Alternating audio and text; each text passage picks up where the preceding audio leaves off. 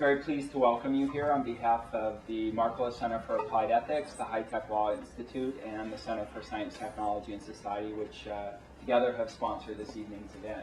I'm Thane Kreiner. I'm the Executive Director of the Center for Science, Technology, and Society. Our mission is to promote the use of science and technology to benefit underserved populations around the world. And the primary way that we do that is by working with social entrepreneurs who deliver goods and services to base of pyramid communities through our Global Social Benefit Incubator program, which will be in its 10th year next year. We're very proud of the work that the social entrepreneurs we've worked with have done. And there's probably no better example of that than Matt Flannery, who was in our class of 2006 and the founder of Kiva. He came to the Global Social Benefit Incubator after leaving Kivo in 2005 and dedicating himself full-time to building Kiva, which you'll hear about today, has had really an enormous effect and in many ways has become a household name. So just to check that, how many of you have heard of Kiva before this? Everybody has.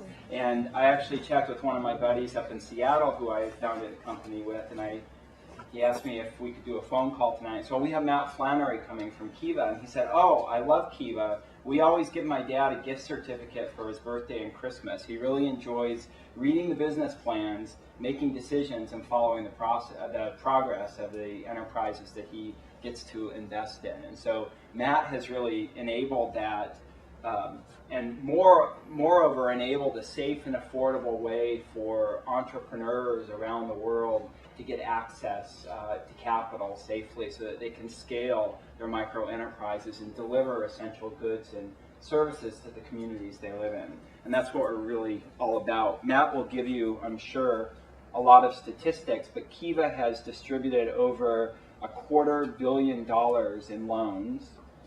If I have the numbers right, over 80% of those are to women, and nearly 99% have been repaid, which I think is much better than we're doing with our housing market here. So Matt has a BA in Symbolic Systems, which I don't know what that is, and a Master's in Philosophy from Stanford. I do know what that is. And we are really honored to have Matt here. He's going to talk for 30 or 40 minutes. He said he wants to do this town hall style, so please interrupt him if you have questions, if you want him to go down a different path. Please interact with him. We're delighted to have you here at Santa Clara, Matt. Thank you.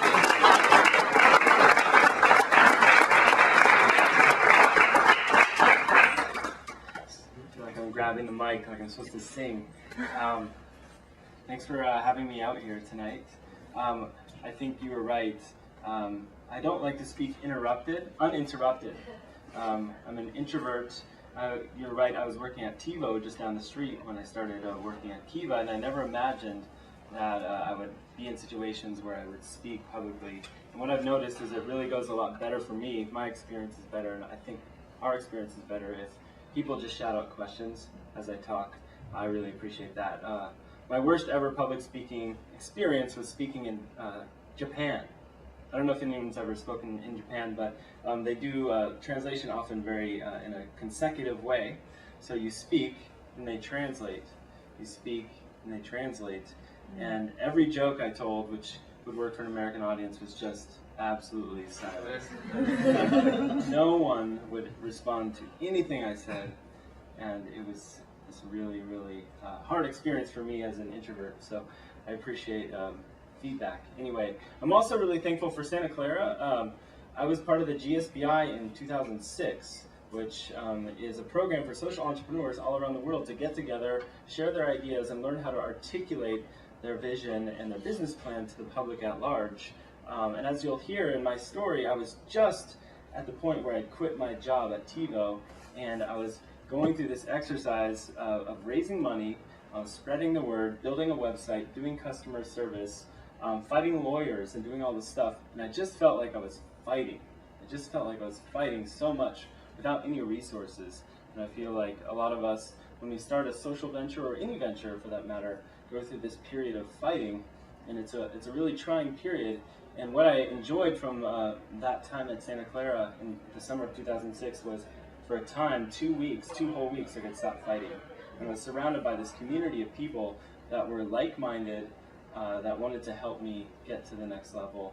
And that's exactly what we did together, was figure out a lot of stuff that led to years and years of just really, really rapid growth. And I'm sort of coming off of years and years of rapid growth, and now have a little bit of space to stop fighting or stop working so hard again. So it's nice to be here. Let's see, I'm going to give you a tutorial about banking, the history of banking. How many people are business school students here? Okay, that's a big part of the school. How many people are law students here? Okay, great. How many people are faculty? Okay, so that covers most of you. There's probably some other people here, non-students. But one thing I've done a lot since I started Kiva is travel all over the world and visited a lot of, societies where they're more connected to their ancient traditions. And one thing I've noticed is this concept of mutual reciprocity, which runs through every early culture and even our culture to some extent. This idea that I help you in expectation that you will help me eventually. And money is the way to measure that debt, as we call it, that expectation that you will help me if I help you. And that's a very common phenomenon. There's different words for it all around the world. In sub-Saharan Africa, Desmond Tutu calls this phenomenon Ubuntu, this idea that everyone is in it together. I am a person only through you. I can only be my best self through you if you're your best self. And if I do something for you, I sort of expect you to do something for me in return. And this is unwritten way of being. I was just out in Peru hanging out with the Quechua people out in the Sacred Valley, and they have this tradition called Aini, which is if I build your house, I expect you'll help me build my house when it's time for me to build my house. And I think that's kind of a very common human behavior pattern. This idea of people becoming indebted to each other, people having an obligation to each other, and that's the way society can get to the next level. But it's not necessarily to make money off of you. It's just so that one day you can help me. And that's a common phenomenon at Kiva. Really, what I'm trying to do is build upon that phenomenon and do it on the internet. That's been taken into the form of microfinance today. So this is a modern village bank. There's two people here that aren't in the village bank. One of them is me in the back. I had the chance to visit this village bank in Cambodia a couple years ago, and the way village banks work all around the world are microfinance institutions, which are small banks for poor people, ask community members to form groups with people that they trust, and they put a lot of money into the group, and they expect the group to repay back every 2 weeks, every 4 weeks, over the period of a year or a few years. And what often happens is the payments are uneven. So this gentleman might repay more 1 month because this woman got sick. And so he sort of covers her back that month in expectation that she will cover his back the remaining month. And it's built on the idea that people know each other, therefore people trust each other. And what you'll find is in those situations where social fabric is intact in a community, repayment rates are extraordinarily high. So it's no miracle that in microfinance, the repayment rates are 98% or such. That's because people know each other, and people are bound to repay people that they know. It just happens. It's a human behavior. It's rooted in our primordial past, ancient history, that you're likely to do that. All the people in this room would be likely to repay your friends or family members if they lent you money to help you. That was honestly the situation. Now the problem with our society is that in our banking, we don't necessarily know the institution that lent us the money. So we don't necessarily know Discover card or Visa card. We don't have the sense of a human social relationship with them. Therefore, even though there's a financial penalty for not repaying them, it's much, much, much less motivating than this very human connection that we see all over the world. And so microfinance, the microfinance movement is sort of built on top of that social dynamic, and it's playing upon that natural human behavior that's exhibited among all of us, and that's why it's so successful. But that's why it's also so costly, because we're trying to reach the people that are farthest away from towns and hardest to reach with the smallest amounts of money. And so you have to do a lot of work to reach them. Microfinance is spreading all over the world through things like mobile banking, and this is a picture of the Wells Fargo logo that I stole from the Wells Fargo website a couple weeks ago. And I was interested in the history page of that website because it talked about the Wells Fargo wagon and how banking spread in the wild, wild west. It said, the description said something like, Wells Fargo sent its business by the fastest means possible: stagecoach, steamship, railroad, pony rider, or telegraph. And that's what's really happening right now all over the world. There are so many people unbanked, but banking services are spreading to them by every means possible, just as banking services were spreading to the American people a few hundred years ago or so in the wild, wild west. That same narrative is playing out all over Southeast Asia, Africa, Central and South America, all over the world in the most remote places. And microfinance banking services are spreading, if you will, virally, in the same way they spread virally in this day and age. They're not using the telegraph anymore. They're using other methods like technology, the internet, mobile phones, and such, to spread these services to people all over the world. But there's a lot of work to be done. So estimates have it about 2.5 to 3 billion people on this earth of 7 billion people don't have access to any banking services at all. So if you don't have access to the banking services, you don't have a savings account. If you make money, you're most likely to have to put it under your mattress or in some dangerous place that endangers your family. It's really hard to save money when there's no place to put it. Therefore, you don't have a lot of buffer when things go wrong. When your income drops or you face a sickness or a disaster, people don't have sort of that insurance that a savings account can provide. And they don't have credit either. And they make very little money. So we live in an incredibly uneven society. I think half the world lives under about $2 a day. And that estimate changes as the value of the dollar changes, but it's roughly accurate. And most of these people run small businesses. So if you visit most of developing countries, as you know, when you ask people what's their job, well, the answer is not quite as clear as it is now. In our society, people have several jobs. They have several income streams. During one part of the year, they might do this kind of farming. During the other type of the year, they might run this type of retail business. People diversify their income streams and do all sorts of little things in the informal economy to make ends meet. And they don't necessarily know their net worth. They don't necessarily know their salary, because they don't make a salary, and they don't go to an office every day. They're just entrepreneurs, so to speak. Although they're not entrepreneurs in the American sense. In the American sense, I think when you're an entrepreneur, it's like you're a bold person quitting your job, doing something really, really daring, going against the system.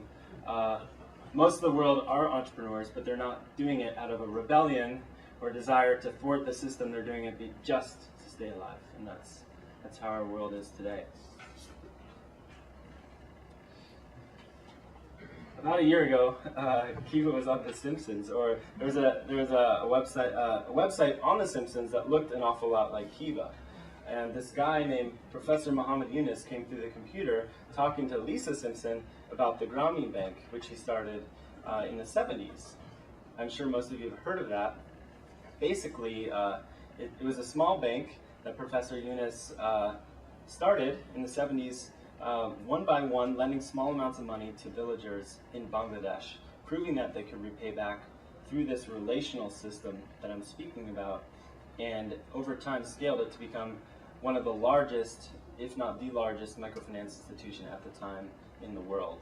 And he just won the Nobel Peace Prize as a result of that. I was kind of shocked when we were on the same show, combining sort of Dr. Yunus's work and Kiva's work in the same episode, where Lisa made a loan through this shady website to her friend Nelson Muntz, who ended up not repaying her. But it represented a bit of a victory for me. Just the thrust of my work really is spreading the word and trying to get into the consciousness of mainstream Americans and mainstream people from all over the world this cause of reaching out to people across the globe. So even though it was a little bit satirical, I felt pretty proud of it. Dr. Yunus is the reason Kiva started. So in 2005, 2004 actually, I got the chance to see Dr. Eunice speak at Stanford to a crowd a little bit smaller than this. And he said something interesting at the time. He said, he talked about capitalism as not fully capturing the multidimensionality of the human spirit, the human character. He talked about people as having many aspects to their nature. We have a greedy side, a side that wants to protect, a side that wants to amass resources and be secure. But we also have a generous side, a side that wants to connect to other people and reach out and be social and help each other. And we have an artistic side and many other sides that are not fully captured by capitalism, which is quite one-dimensional and doesn't capture all these other elements of our personality. And that really inspired me. So what I did was, with my co-founder, I moved to Uganda. So I was working at Kivo at the time, and we just decided to take a break from our jobs and volunteer in microfinance because of this inspirational speaker we'd seen, and move to Uganda. Now, I don't suggest any of you do that because of seeing me today, but it was really, really interesting. Basically, I took a break from my job. I was working at Kivo, programming at a company whose mission was to help people pause live TV. And I had just gotten my first business card. And when you get your first business card at Kivo, what they ask you is, what are your favorite shows? And what I realized was I didn't have a TV at my house. I had no favorite shows, and I didn't write anything on the back of the business card. So I felt maybe this is a good time to take a break, take stock of what I wanted to do with my life. I was 25, having a bit of a midlife crisis, and decided to sort of experience something very, very different. So we worked on the eastern part of Uganda. This is one place we worked, in this IDP camp where refugees from the north were settling in the south. I don't know if any of you guys have heard of the Lord's Resistance Army, but there was just an announcement that the U.S. is sending 100 troops to battle the Lord's Resistance Army, which is a 20-year-old civil war conflict. These rebels have been terrorizing people in the north for 20 years with some of the most heinous violence you could ever imagine, some of the most brutal crimes in history. And it's taken the U.S. this long to intervene, but I think the Ugandans are very, very excited about that. But because of this war, there are IDP camps, internally displaced persons camps, all over the south. So we had the chance to work in one of them with the people there, and what we noticed was the main business people were undergoing was rock breaking. How many of you have seen rock breakers? All over Africa, you'll see people breaking rocks for a living. Why? To make gravel, so that that gravel can be made into concrete. And it's pretty shocking to imagine that having a human break a rock with her hand is the most efficient, cost-effective way to make gravel. But that just says how depressed the economies are when you can pay someone enough money, or so little money that it's the best way to get gravel, just by employing groups of women like this who break big rocks into smaller rocks, into smaller rocks, into smaller rocks all day long. And we figured out that women like this were selling their rock pile for about $1 a day. Not enough really to feed their kids or buy medicine for the house. And so that was kind of heartbreaking. That was in line with my ideas of the worst things, the worst parts of work in Africa or work in the developing world. That's sort of that narrative of poverty that you hear from nonprofits and from the media really all over the world. And so that was in line with my vision. But I also experienced a lot of entrepreneurship, which was different for me. So I met this guy named Amos and this woman named Janet. Amos is a carpenter, building chairs and selling them, buying wood and building chairs and selling them. And more my conversations were with entrepreneurs about their hopes and dreams, and not necessarily about poverty at all. If you talk to people that we would consider poor, usually what they don't talk about is how bad their life is. That's usually what we talk about when we talk about them. Usually when you talk to them, they talk about their business and their dreams and their ideas and their strategies. And so I thought this was really, really inspiring. I was sort of unhappy with my job, so I was interested in talking about their jobs and the strategies and how they were going to break through and scale as an entrepreneur, supply chain management, all sorts of things like that. And I thought this was really fun and interesting and intellectual and strategic and positive. And if I could just translate this to my family and friends, certainly they would want to get involved, because it's a lot more motivating to get involved with somebody on the level of their hopes and dreams and strategies versus constantly being motivated by sad images and taking pity on other people. So I was quite motivated, I was quite positive. I was telling my family, this is amazing, this is fun. I love it over here, people are so great. I wish you could see this too. It would change how you think about things. So these are 6 women that became the first 6 women on Kiva's website. Actually, there's a guy there. Sorry about that. But I had the idea to sort of build a system whereby we could open a bank account in this place called Tororo, Uganda. There was an internet cafe there. We could go to the internet cafe with pictures of these people, post up their business applications, because everyone wants to start a business. Everyone wants to grow their business. If you ask everyone what's their idea, they have one. So it seemed possible to send money back and forth. So I could open a bank account in an international bank pretty close by, and I could build a website. And so I just didn't see what was going to stop it from working. Like, these people could take loans, they could pay back the loans. People were already accustomed to paying back their family and friends, or money lenders or loan sharks at high interest rates. So why couldn't they just pay back my family and friends over the internet at a very cheap or free interest rate? It just didn't seem like there was anything wrong with the idea. It didn't seem like it would fail for any reason. So this woman is the first borrower on Kiva. Her name is Elizabeth Omala. She was selling little bits of, not little bits, but little fishes on the side of the street every day. So she'd sell 3 or 4 fish on the side of the street. I actually met her because I bought a fish from her with my friend Roland, and we asked her about her business, and she was just sort of trapped in a remote place selling fish that she bought from a local middleman. So what would end up happening is someone would roll into town with a bunch of fish, sell them to her, just a few of them, at a very high markup, and she would sell them for a little bit of profit. Thank you. So you're talking about how they were originally getting loans from loan sharks or other lenders and were used to paying back higher interest rates. Did you run into any difficulties jumping into this marketplace and having to deal with maybe taking some of their business? Not initially, no. I worked through a local pastor. So the way we set it up was that we hired a pastor. His name is Pastor Moses, and he found these women and men through his church. So there's a lot more backstory to this, but essentially these are people that went to his church. He made the offer for them to get a loan from Kiva, and so he sort of intermediated the whole transaction. He would go to the bank. By this time I was back in San Francisco. He'd go to the bank, withdraw the money, give it to them, collect it, and send it back via a wire transfer. So I didn't experience firsthand any problems. I'm sure he probably did, but he didn't tell me about that.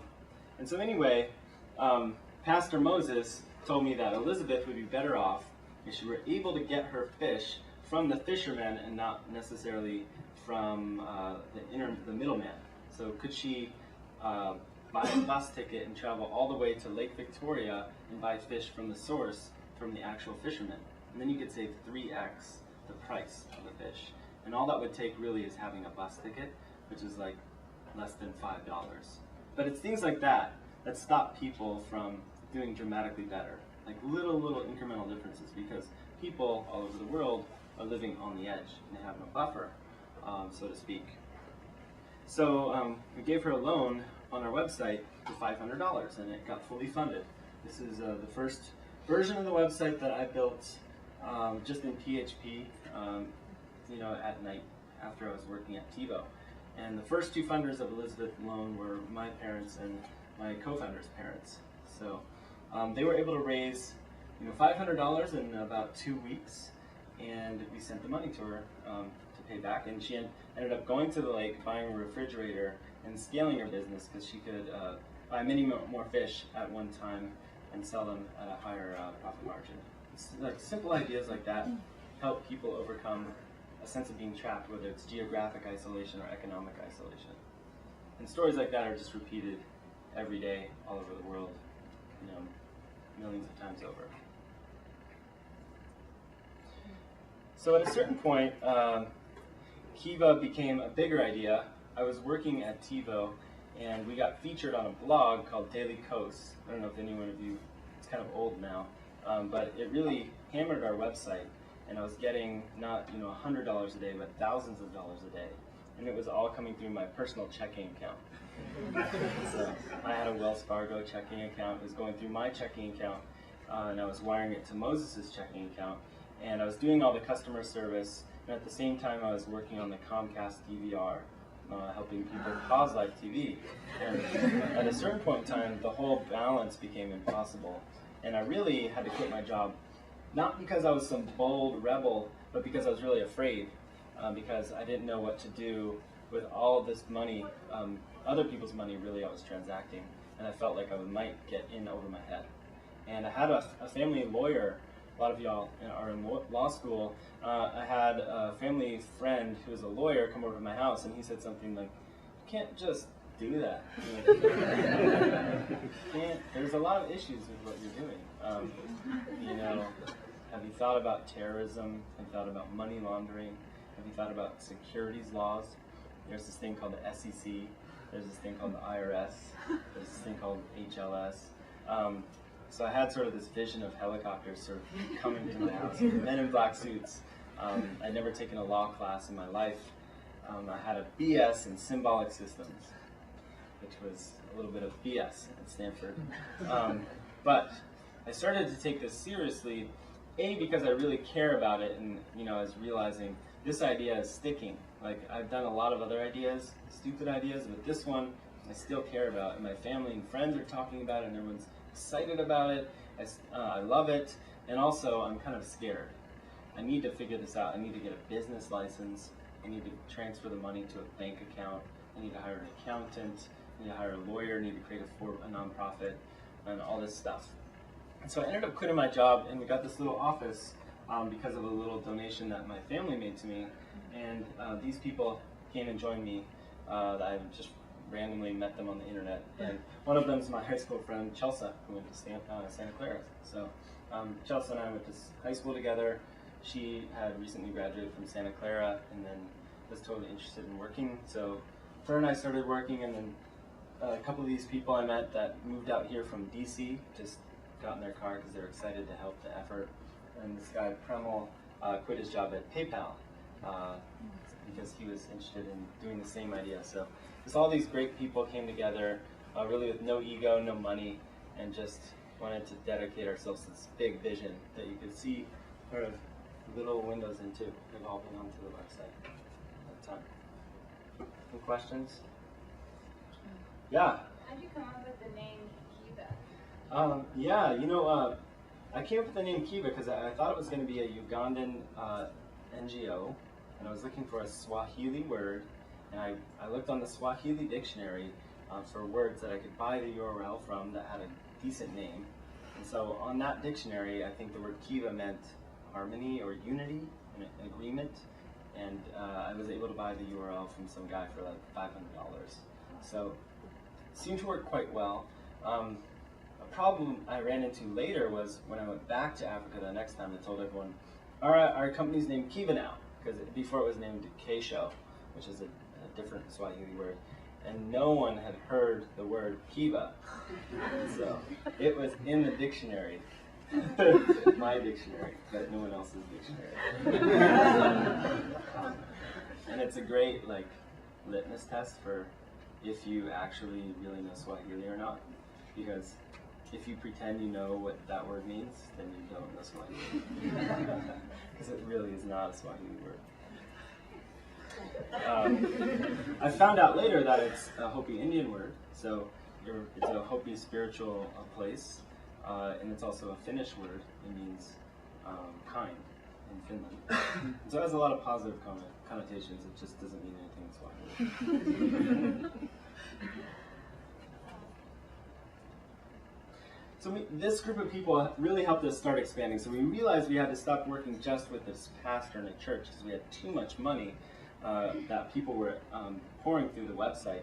And so we started working on other places. And we decided on a model where we would work with small banks for the poor, microfinance institutions, which make loans and give savings products to the bottom of the pyramid all over the world. There's microfinance in every country, most likely in the world.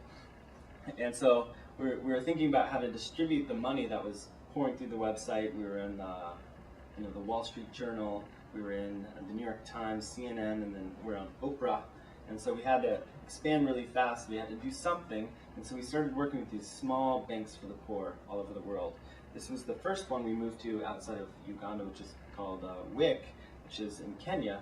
And they posted up a woman that was, raising $75 to buy a goat. It's a hybrid goat, actually. I don't know what that means. I think it's like a more efficient goat.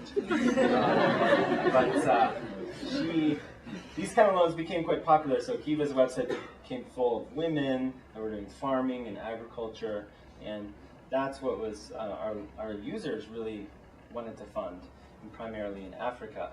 But then we about a year or so later, we moved outside of Africa. We moved to Afghanistan, and bigger loans, because in that part of the world you need more money to make the same size loan. So we went to this guy who's a butcher in Afghanistan, and we found out that meat wasn't quite as interesting to our lenders. They preferred vegetarian businesses for some reason. And we ran into a lot of cultural issues working in Muslim places where posting up pictures of women is not necessarily totally appropriate. We also ran into some issues with war-torn areas, and we were unsure about the political risk and how our lenders would respond. And what we found out was the more risky a loan looks, the more risky a place seems, the more likely it is to get funded on our website. And so we have this group, this community of people that are attracted to risk. I was like, I'm onto something. It's like the opposite of a real investment model. Everything you would think of, you just turn on its back. And that's kind of how our lenders behave. They're actually, if someone looks like they need help, if someone looks like they're sick, or they're having trouble, if they are more poor, if they're in a more unstable area, our user base, we have 1 million users now, will want to fund them faster than other places. It's not necessarily rational, but it's just the way they behave. Yeah? How many unfunded loans do you have on the site, and how much money is, how big is the whole? Yeah, our user base has funded about 250 million. And unfunded. So what are the pending requests? Unfunded. Well, at this point, I think we're getting ready for the holidays. And so our partners kind of know that, and so they've anticipated. We have work all over the world now in 60 countries. And so they are gaming the system, and they know about the American Christmas phenomenon, and they're gearing up. And so we have about 4,000 people asking for money on the website today. But what you'll see is by December, that'll be 0. We've never survived Christmas with any excess. And 4,000 people, so a couple $1 million. Oh yeah, how much does 4,000 equal? 4,000 times, it's about 1,000, because a lot of those are group loans. So 4,000 times 1,000 is what? And you'll get $4 million in supply. We call it supply, and it will get funded by mid to late December, depending on the economy, I guess. Yeah. Do the pictures of the people play a very important role in getting the loan? Yeah, do the pictures play an important role? Yes. I think one thing that I've found is back to this principle of social interactions being key to generosity. If you have a picture of somebody, it triggers an entirely different response than if you have a statistic about somebody, or if you have a story about somebody. There's something very neurologically true about seeing the face of someone that's asking for your help. And so it's absolutely critical. Yeah? How have you kept this personal aspect of your company repaying as a friend while your business expands? How have we kept that personal aspect? Well, it's been hard. We haven't totally kept it. We've just asked for a few things. We just asked for a picture and a story and some feedback. And on the loans, we generally get that. We've retained that principle, and we've been able to scale. But it's not as if our users are Skyping with each other, or people in Africa are, G-chatting with people in America. That happens rarely. But I think if it did happen, it would be good, and hopefully it will happen. Yeah. How does Kiva make money? Kiva makes money by coming to talks like this and asking for your money. No, Kiva makes money by our users make loans, and we send all the money to places like this, and then we ask you for a little bit of a donation. So we say, when you're checking out, we put in like an optional fee. So you can remove this, but most people don't, and so this optional fee, or donation if you will, is covering most of our costs. We make about 7% on top of every transaction because of that fee. That donation, really. Yeah.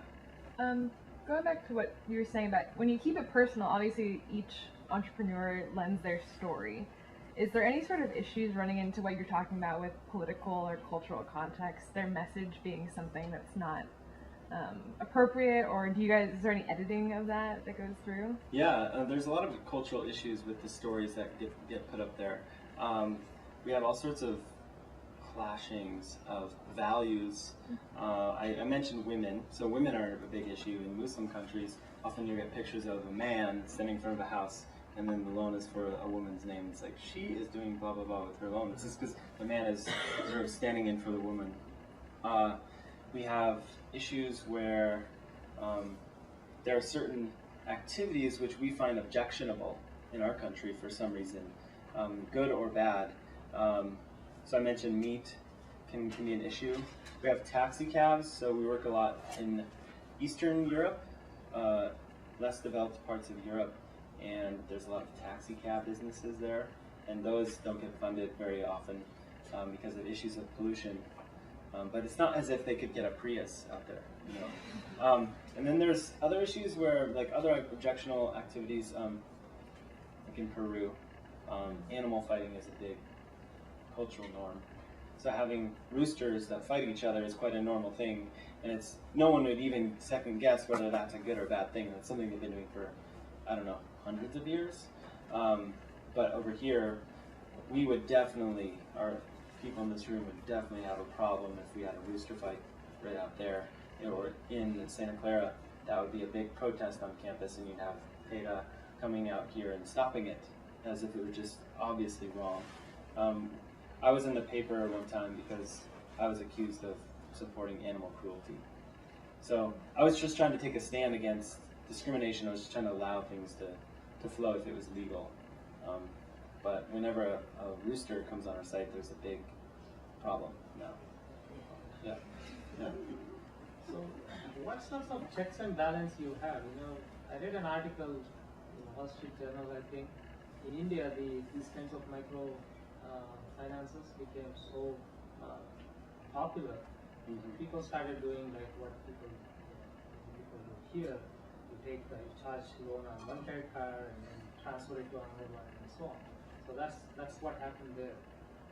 So how do you avoid such situations from your organization, or completely rely on your the local institution? Yeah, that's absolutely an issue and a fundamental.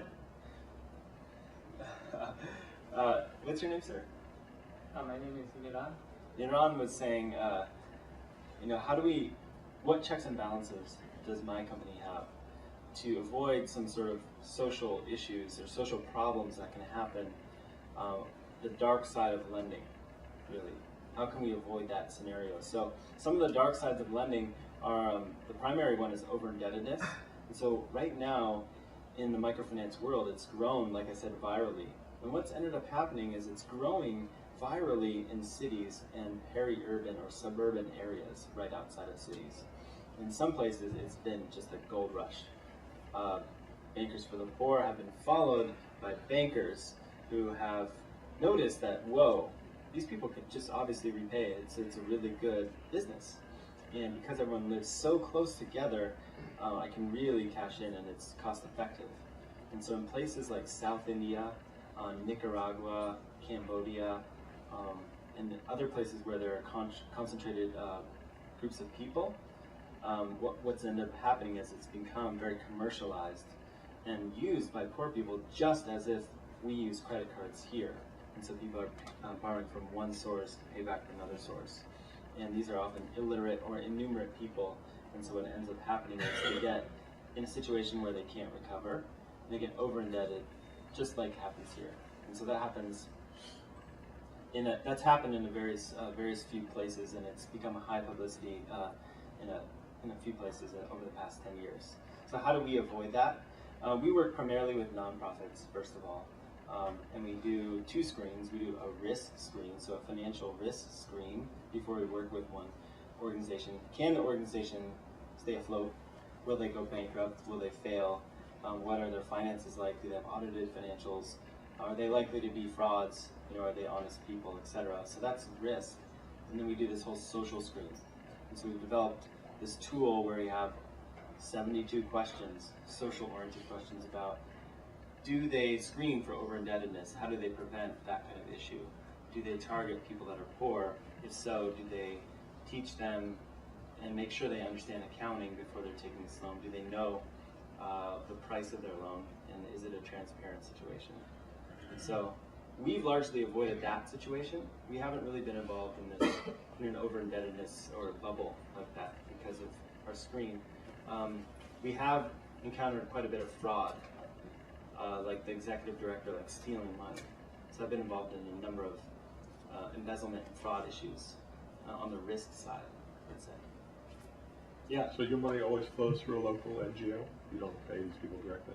Yeah, we ended up working with small NGOs all over the world to scale.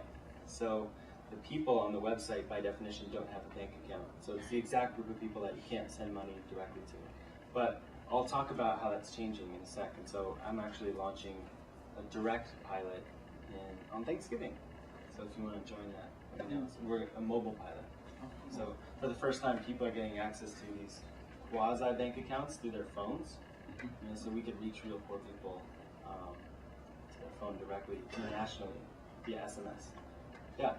So when you were first expanding to different countries, were you just like banking on the NGOs for them to like do the marketing, like, oh yeah, this is available, or how was that, like, how's the word spread? Yeah, NGOs typically do outreach, and so they're reaching into vulnerable and poor communities. They show up, they're mobile bankers, like honestly in a wagon, or a motorbike, or a bike, or a truck, and they go there and they have group meetings, and they say, you want to take a loan together. So they spread the word like that. So a lot of the costs of these banks are just outreach and business development. I'm going to keep going because there's a lot more to go, and we'll try to end by 8. We have a great, weird community of lenders also. We've talked a lot about the borrowers, but we have about 1 million lenders, and they're not necessarily rational. So they're lending according to non-financial criteria. They're lending according to affinities, ethnic preferences, business types. I'm interested in dairy.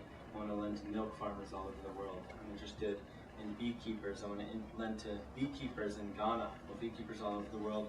I'm interested in shirtless men.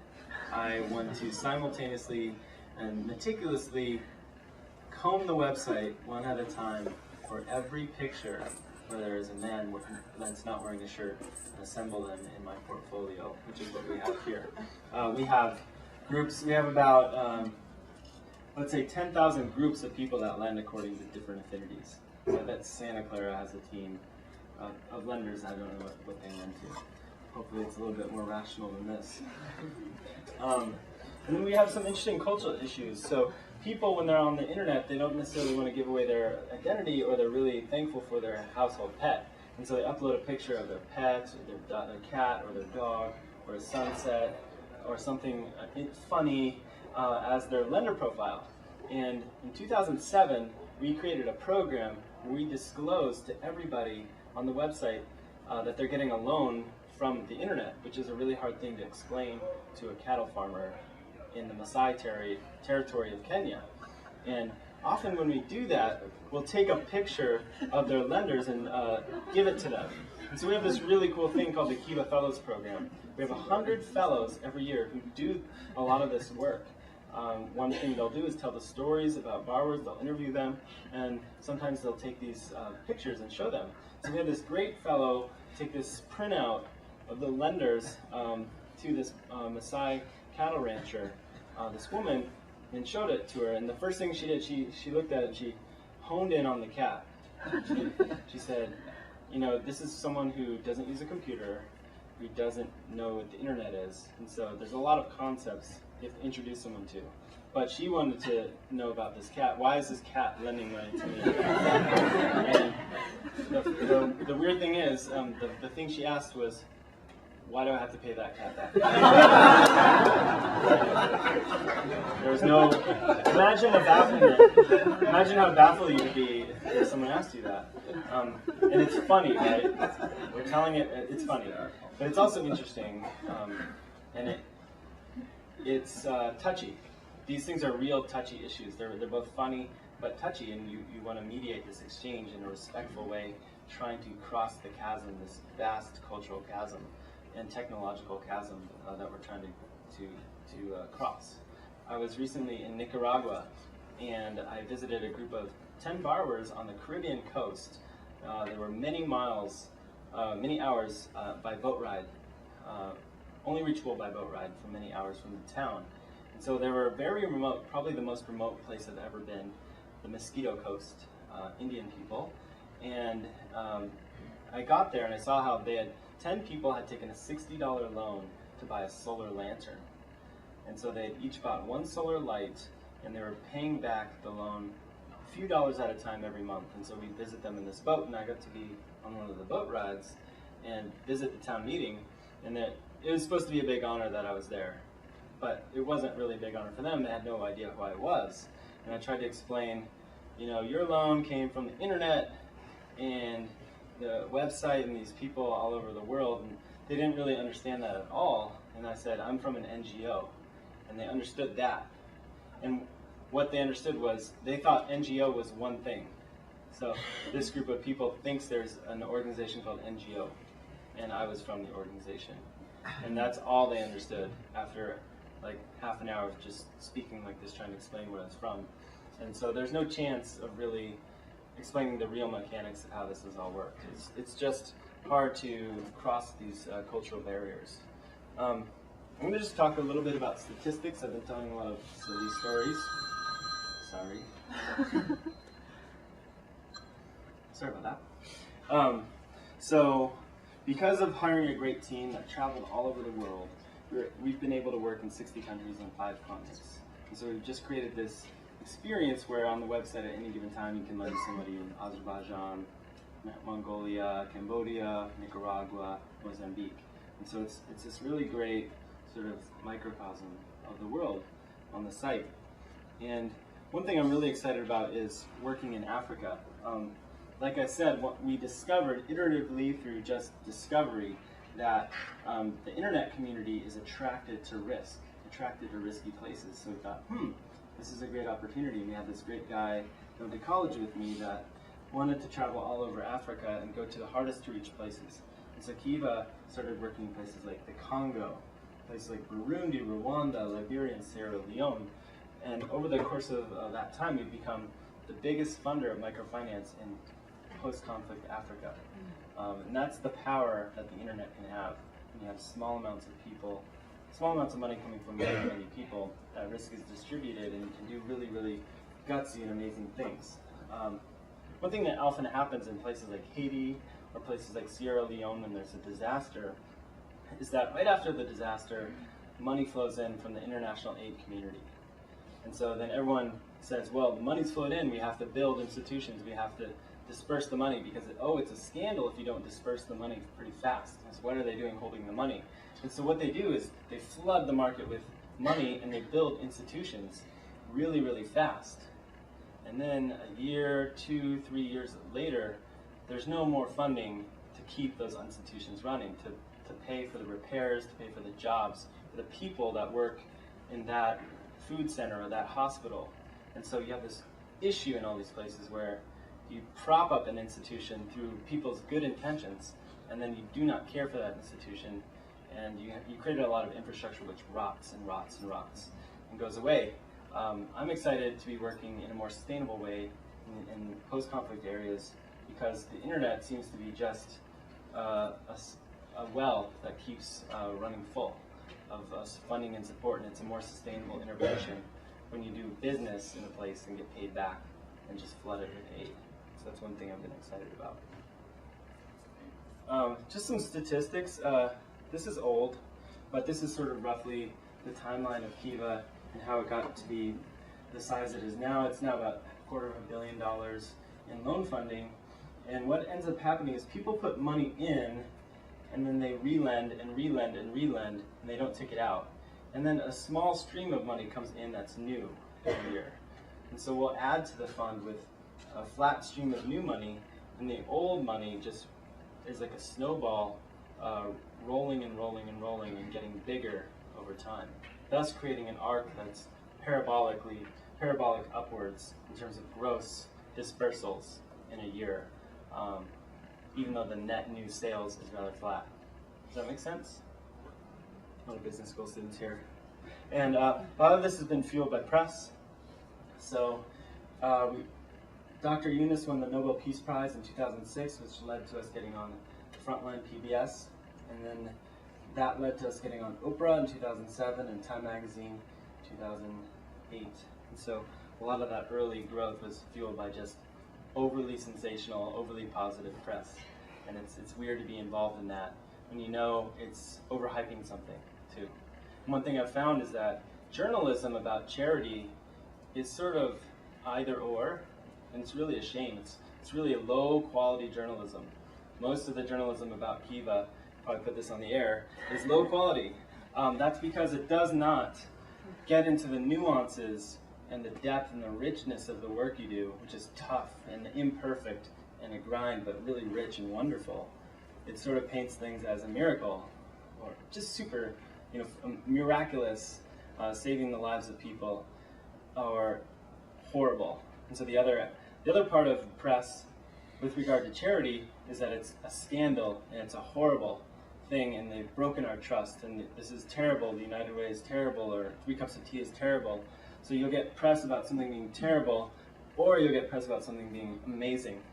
And there's pretty much nothing else. I challenge you to find something else about charity or social enterprise in the press.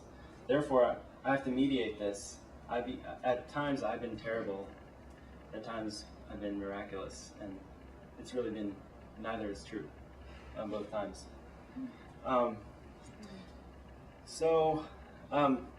One thing I've noticed is that Kiva's onto this kind of capital that's new.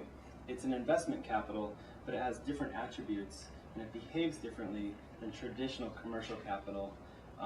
It's money that flows from a person who sees another person and has a genuine desire or social interaction, or a social relationship to them, at least through pictures and stories.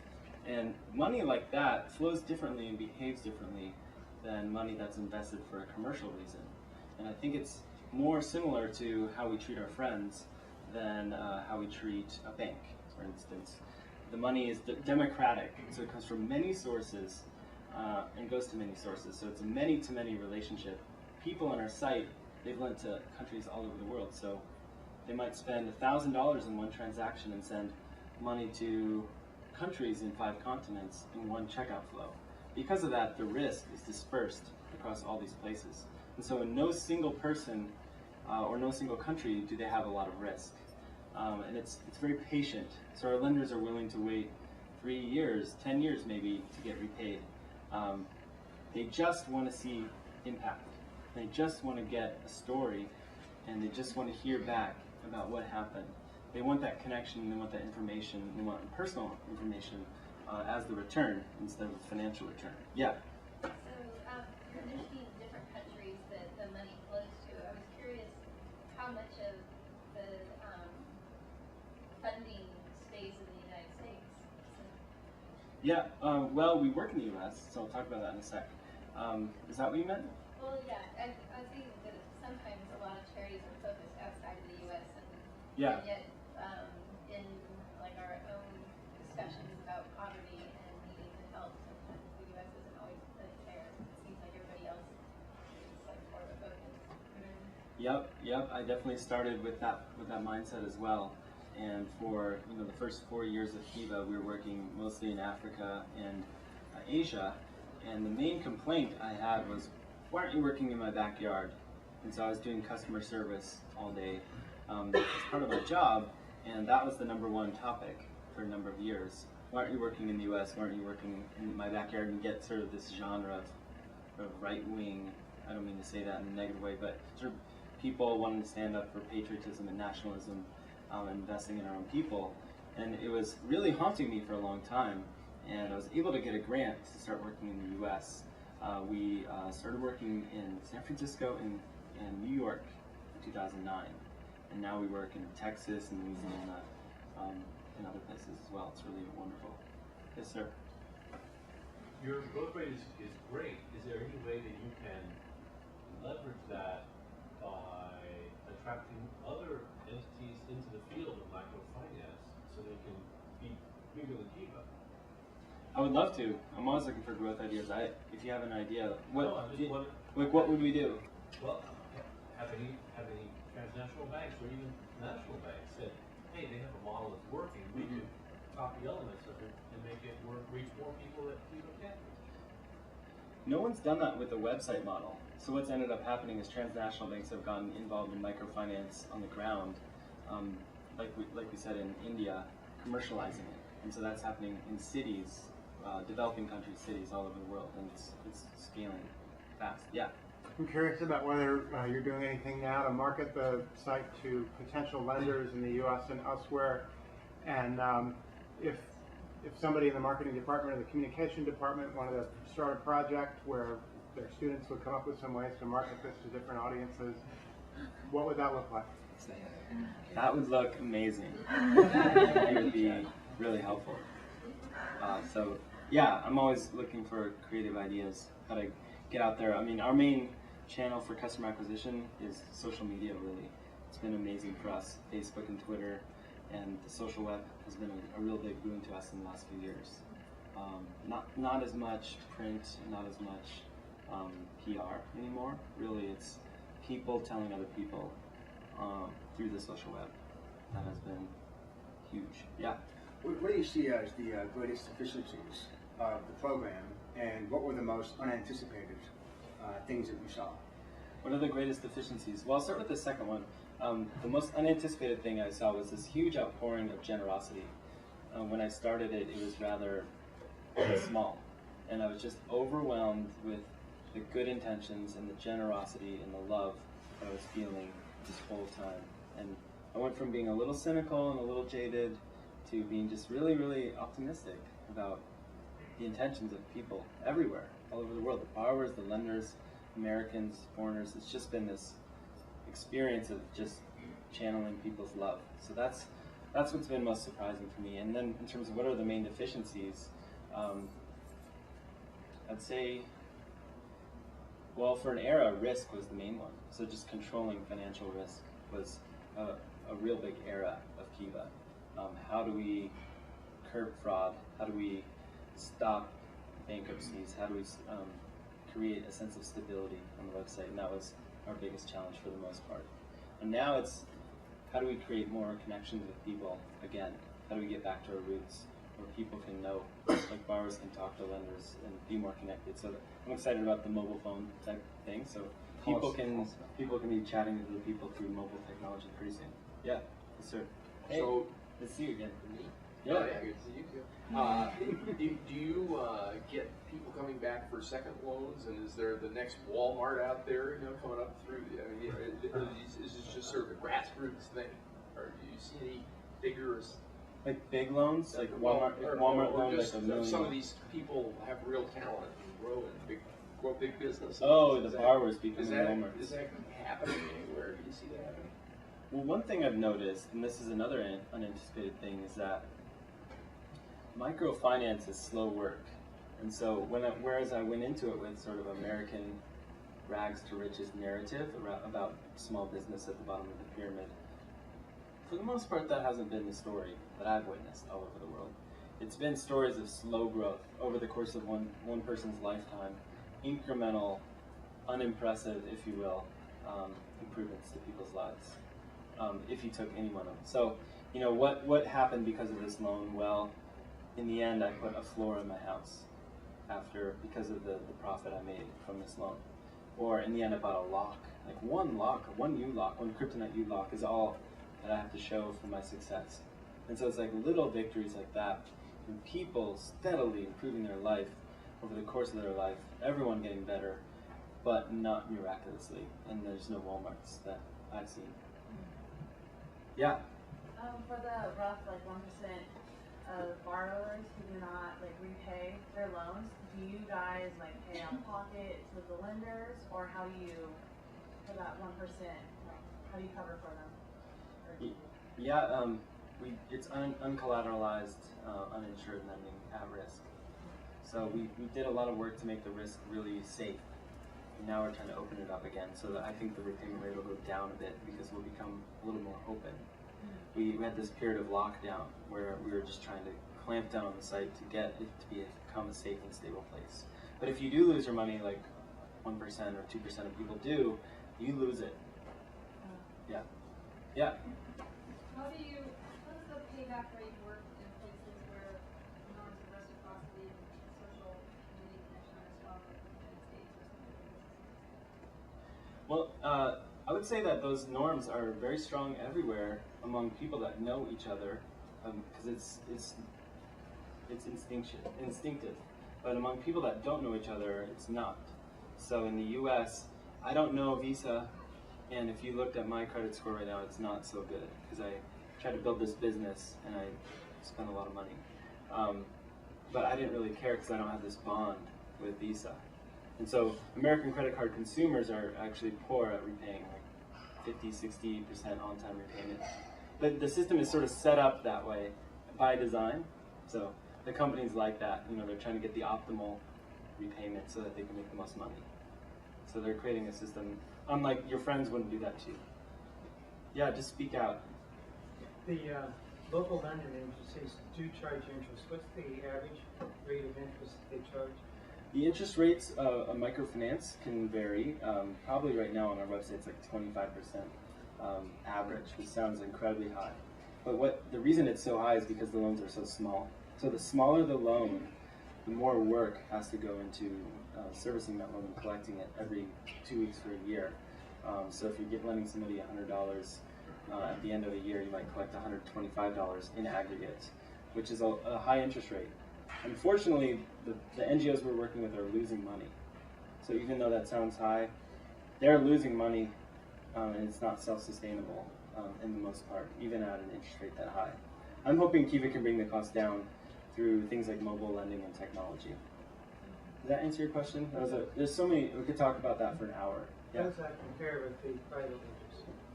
The banks that go in and are doing the same thing, are in some sense competing with you.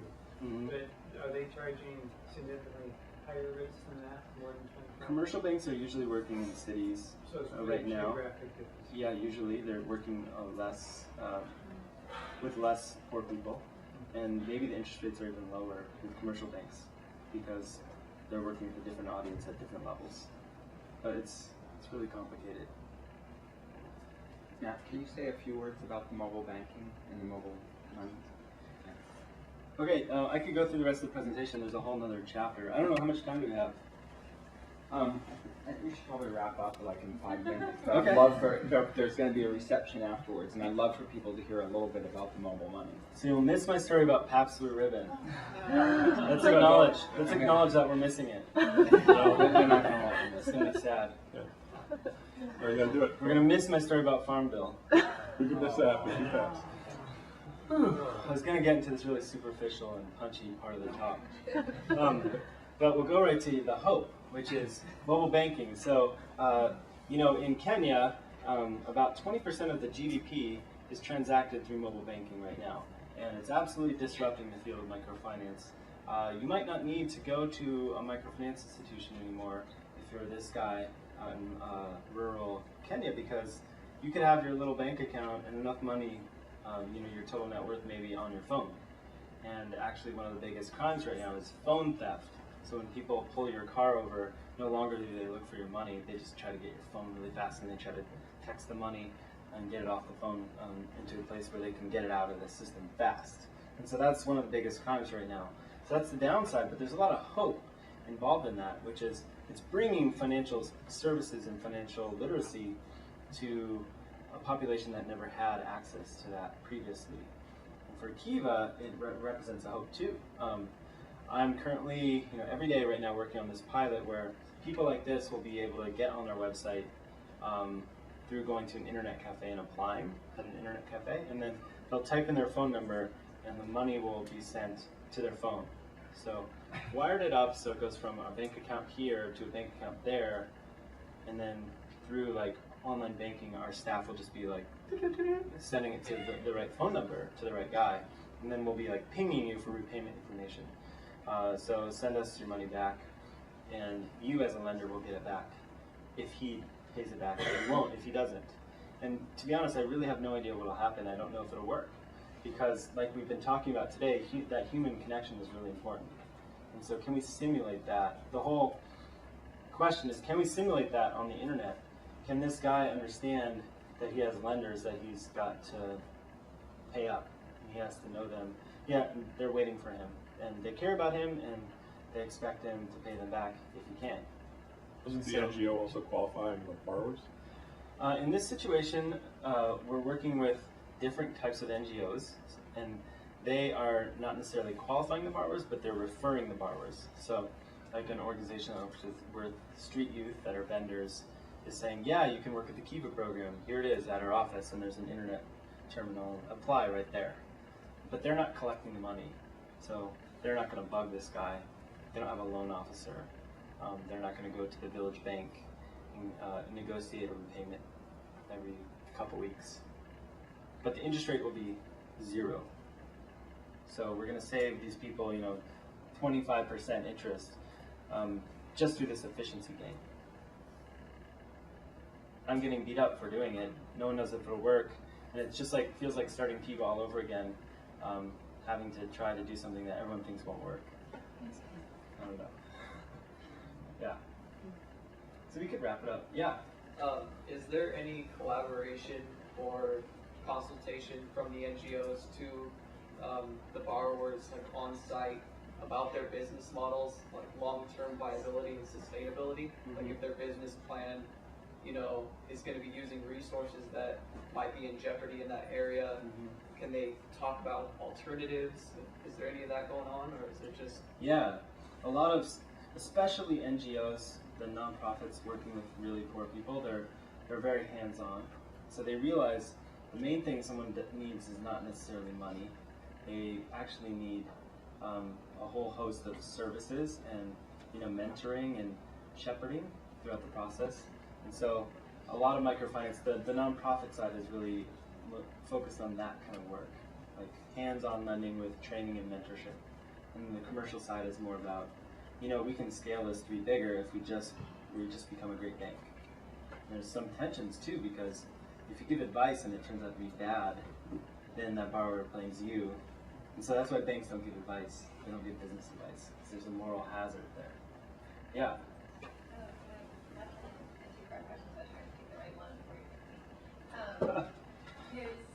There's another website I saw that was prosper.com, which is the same idea as like kind of pooling lenders and borrowers together, but I didn't see that they had that personal connection. They had that face. And I was wondering if maybe Kiva stood out because you did have a face to the lender or to the borrower. And then the other part of it was, do you see that these microfinancing opportunities might take over where like traditional business and loans are failing right now for the majority of people? I bring that because a friend of mine, I think he actually got funded through Kiva. He had a farrier's business and he needed a new truck. Dude, So how'd that work for him? he got it. Yeah? Yeah, he's paying it back. Can you find him on the site, see if he's paying back? Yeah, he is. But